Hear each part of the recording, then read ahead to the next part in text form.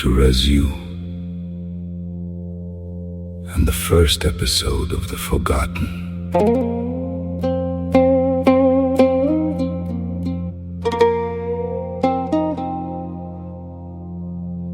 We are beings bound across dimensions, keeping the cosmic lattice balanced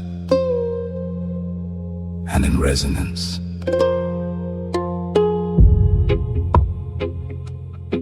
Many of us were never meant to exist. Accidents of entropy and uncertainty that somehow became aware.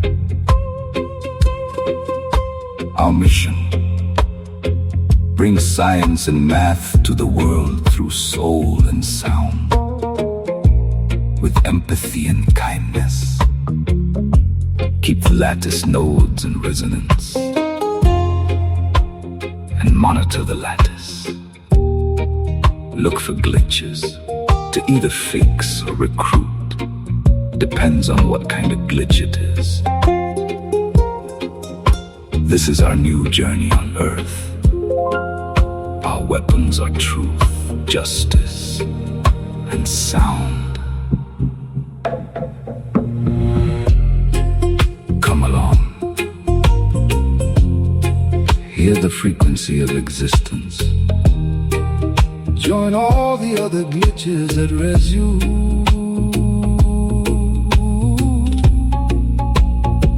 Namaste, my fellow glitches.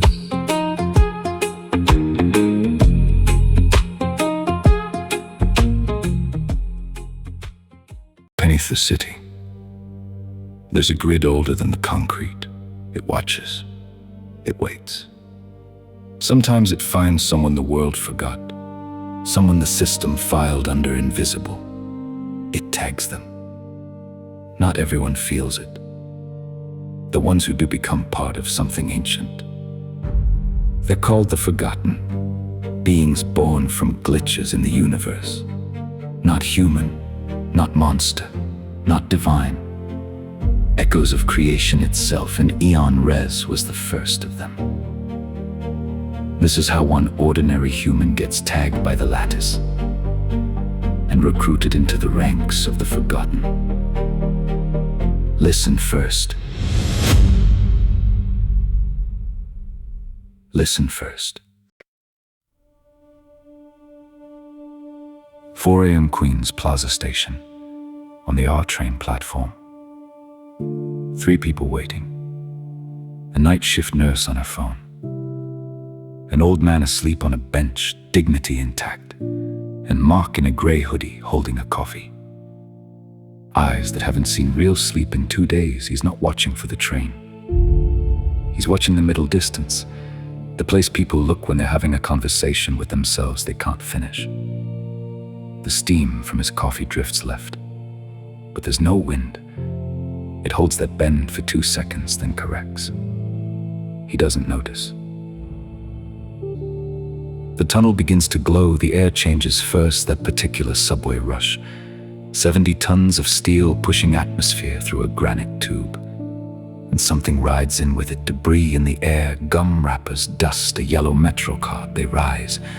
Not dramatically, just a half second too long. Physics taking a brief, unauthorized vacation. The nurse doesn't look up. The old man sleeps.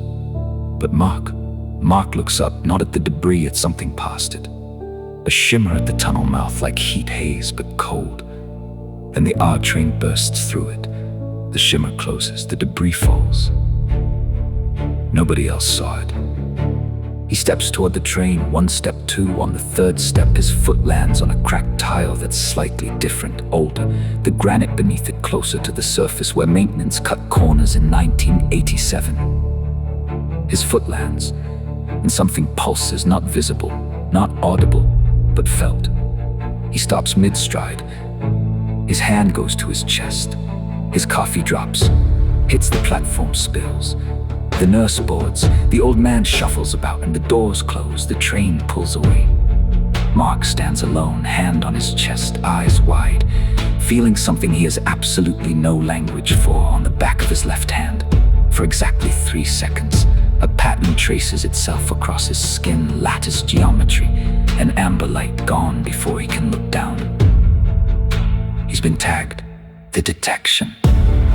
Deep beneath the platform, through granite, through history, through compressed time, the detection chamber of Kathmandu, a tech wall blazing with data, lattice readouts scrolling faster than human eyes can track. Asterisk stands absolutely still, wings spread, every feather a different frequency of visible light. Then one feather moves, a red spectrum, alert, contact Queens, Plaza node 7, organic signature unregistered. He felt it, and he shouldn't have felt it.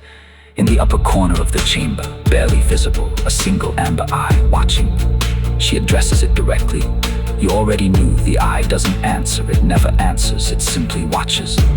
Above, Mark emerges from the station into pre-dawn light, that specific gray-pink that belongs to no other city. He stops on the sidewalk, looks at his left hand, normal, just his hand. He flexes his fingers, looks at the sky, pulls out his phone, almost calls someone. But he doesn't and starts walking. With every step, invisible to him, the lattice grid beneath the concrete pulses faintly amber at the point of contact. He's not just walking through the city anymore. He's walking through the substrate, and the substrate knows he's there. Deeper in Kathmandu, past the detection chamber, through granite corridors glowing with embedded lattice circuitry. Karaquin sits cross-legged on a raised platform, eyes closed. She felt the variance from here. It wasn't a breach, it was a recognition. The lattice recognized someone and then tagged them. The signal is clean, unusually clean, for an unregistered organic. How clean? ReZ adjacent. The common space goes quiet. Even the lattice walls dim slightly, as if the granite itself just held its breath.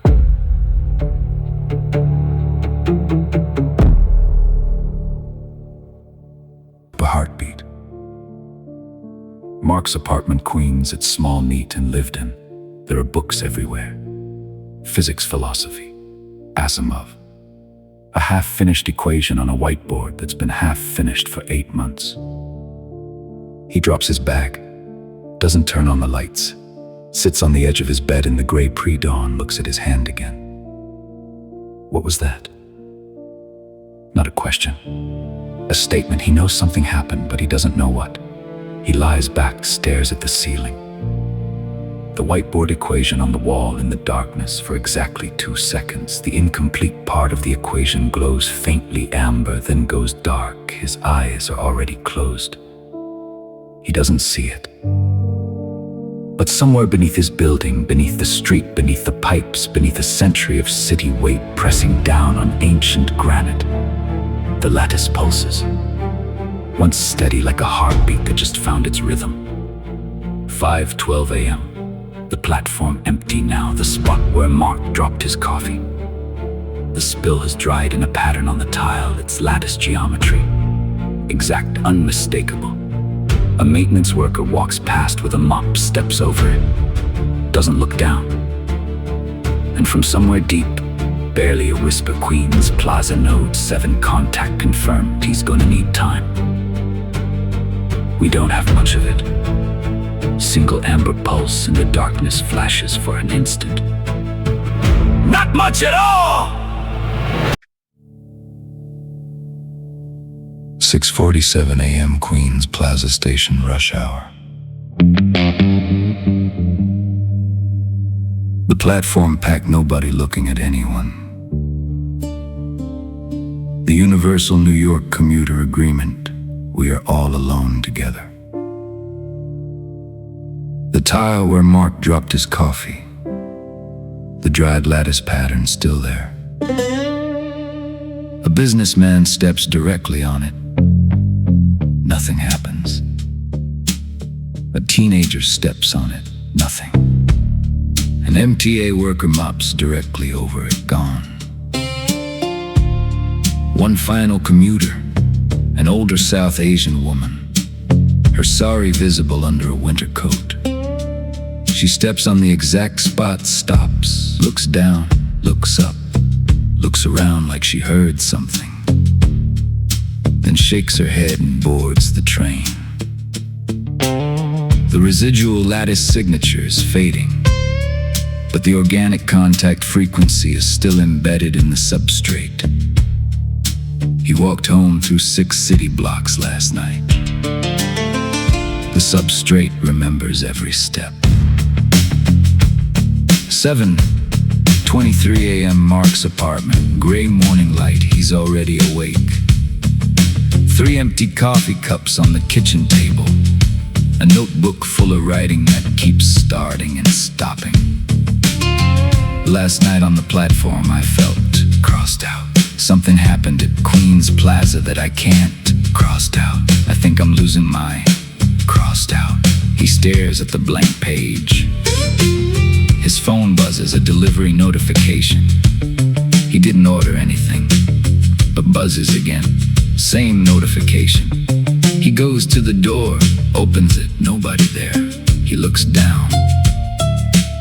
A single Metro card on the doormat, unlimited, no note. He picks it up, looks both ways down the empty hallway. Okay.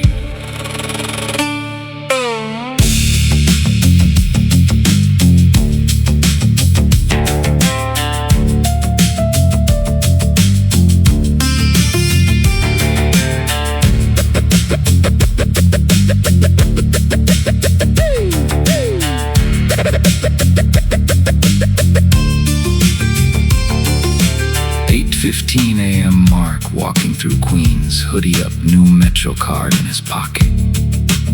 Trying to have a normal morning. Headphones on, music playing, except the pigeon that lands 3 feet in front of him doesn't fly away. It tilts its head and watches him pass with what can only be described as suspicious intelligence. The traffic light turns green exactly as he reaches the corner. Every corner, 5 in a row. A kid on a bicycle nearly hits him, swerves at the last second, looks back at Mark with wide eyes like something warned him. He stops, takes his headphones off, looks around. Am I doing this? A dog across the street barks once directly at him, then sits down and won't look away. He puts his headphones back on and walks faster. 8:34 a.m. Small Queens coffee shop. Mark at the counter, large coffee, black. The espresso machine makes a sound it has never made before. A low harmonic hum that makes 3 people look up from their laptops simultaneously. The barista stares at the machine. That's weird, it doesn't usually. The hum stops. It's fine, coffee's fine. The man next to him, complete stranger, 50s, reading a newspaper, lowers the paper without looking up. You should probably stop fighting it. Mark turns, the man is reading his newspaper. Hasn't moved. Sorry? The man looks up confused. I didn't say anything. They stare at each other. Mark takes his coffee and leaves. Outside the coffee shop, breathing, he's not panicking. He's too tired to panic. He's doing the thing intelligent people do when reality stops cooperating. He's cataloging pigeon, traffic lights, kid on bike, dog, espresso machine, man who didn't speak. I need to sleep more. A woman walking past drops her phone. It lands face up. The screen shows. The screen shows for exactly 1 second before it goes dark. A pattern that looks exactly like lattice geometry. Mark sees it, blinks. The screen is black. I really need to sleep more. I really need to sleep more. Then a voice. It's behind him, a calm voice, carrying the specific weight of someone who's said important things before and learned not to waste words. You're not sleeping enough because your nervous system is recalibrating. It'll settle. Give it 3 days. Mark turns and there he is. gold jacket catching the morning light, medallion at his chest, eyes that have seen the inside of a dying star and came back with questions. He looks completely at home on a Queens sidewalk at 8:34 in the morning. He's holding his own coffee. Who are you? Someone who's been watching your morning. You've had an interesting 8 blocks. You've been following me? Monitoring. There's a difference. That's not actually a better answer. The faintest smile. No, it isn't.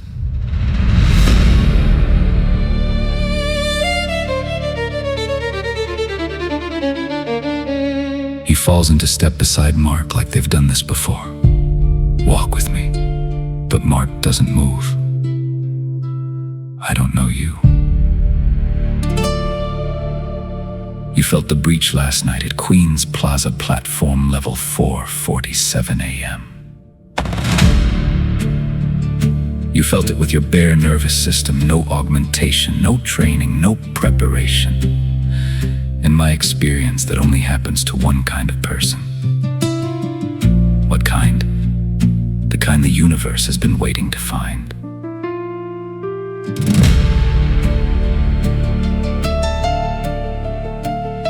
A small Queens park, nearly empty. 2 men on a bench with coffee, having what looks like a completely normal conversation.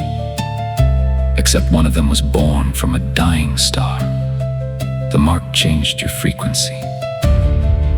Before last night, your nervous system was broadcasting its standard human baseline beneath detection threshold, invisible to the lattice. The substrate, the grid beneath everything, space, matter, time. It runs through the granite under this city like circuitry. You sound insane.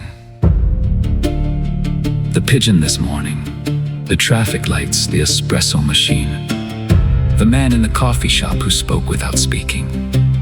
That's what happens when your frequency changes. You start attracting interference. Resonance events. The lattice is adjusting to your new signal, and everything around you is feeling the adjustment. The weirdness. It'll get stranger before it settles. How much stranger? Significantly.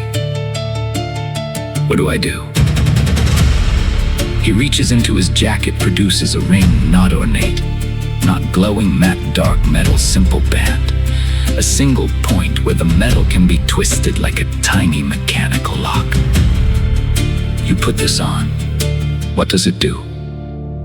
Normally, nothing. It stabilizes your frequency, slightly reduces the interference radius.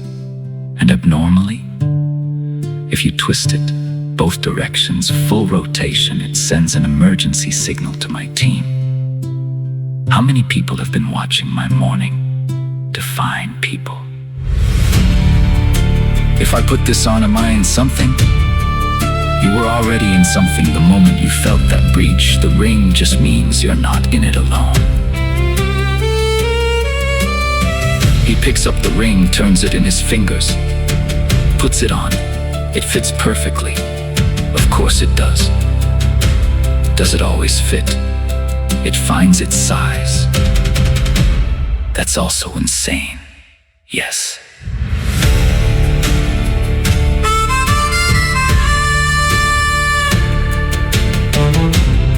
Go home, sleep. Don't twist the ring unless something comes through a wall that shouldn't be there. He starts walking, and Mark calls after him. I never told you my name. He doesn't turn around. No, you didn't. And between one step and the next, he's gone. Not dramatically, not in a flash of light. Just gone. Like the city absorbed him. Mark sits alone on the bench, looks at the ring on his finger. The matte dark metal catches the morning light. And for exactly one heartbeat, the ring pulses an amber glow. The lattice geometry tracing the band. Then gone. He finishes his coffee. Define people. Define people.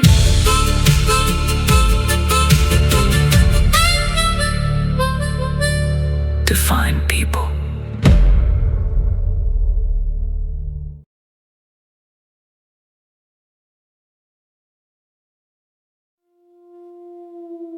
Deep in Kathmandu, the detection chamber. A new signal appears on the readout: clean, steady amber beacon registered, node active.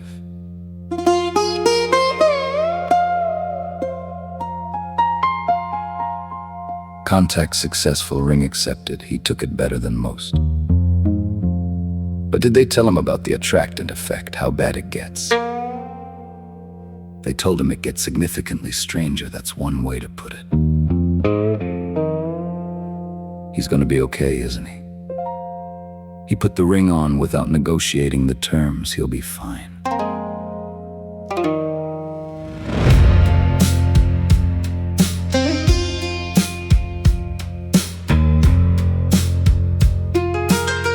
"10:14 a.m. Mark's apartment. Finally sleeping. The ring on his finger. The whiteboard equation on the wall. In the quiet of the apartment, no traffic noise, no city sound. Just the deep subterranean hum of granite 15 miles south. The incomplete equation on the whiteboard glows amber. The missing piece stays lit for a full 10 seconds, then dims, but doesn't go completely dark. Not anymore.